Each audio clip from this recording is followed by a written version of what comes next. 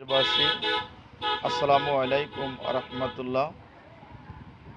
আন্তর্জাতিক বিষয় নিয়ে কিছু আলোচনা। আমরা দেখতে পেলাম আমেরিকা ইরান পাকিস্তানের সমঝোতা হওয়ার কথা ছিল, যে আসলে আমেরিকা মনে করতেছে যে আমরা সমস্ত ক্ষমতার মালিক, এজন্য তারা গায়ের জোরে অনেক কিছু করার চেষ্টা করে। কিন্তু আল্লাহ বলতেছে ইন্নাল্লাহা আলা কুল্লি শাইইন কদির, যে সমস্ত ক্ষমতার মালিক আমি আল্লাহ। আমেরিকা যেহেতু ইহুদি রাষ্ট্র, তারা আসলে এর বোঝারও ক্ষমতা নাই।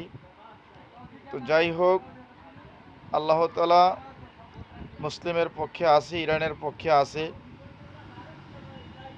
যদি আমেরিকা তারা সালিশি মানে বড় তাল গাছটা তার, কিন্তু আসলে উভয় সমঝোতার জন্য আন্তরিক হওয়া দরকার। সেই লক্ষ্যে আমেরিকাকে আন্তরিক হওয়ার জন্য বিনীত অনুরোধ জানাচ্ছি। আমরা বিশেষ করে শান্তি চাই, ঐক্য চাই।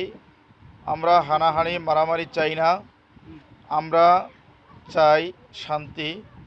এজন্য যেহেতু দুনিয়া ক্ষণস্থায়ী, এই ক্ষণস্থায়ী দুনিয়ায় থাকার জন্য আমরা পরকাল স্থায়ী জায়গা, যেখানে চিরকাল থাকতে হবে, সেখানে সুখের জন্য আমরা এই সমঝোতা চাই।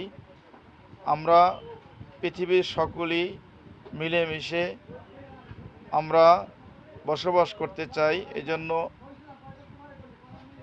সবাইকে আন্তরিক হওয়ার জন্য অনুরোধ জানাচ্ছি। ওমা আলাইনা ইল্লাল বালাগ। আসসালামু আলাইকুম রহমতুল্লাহ।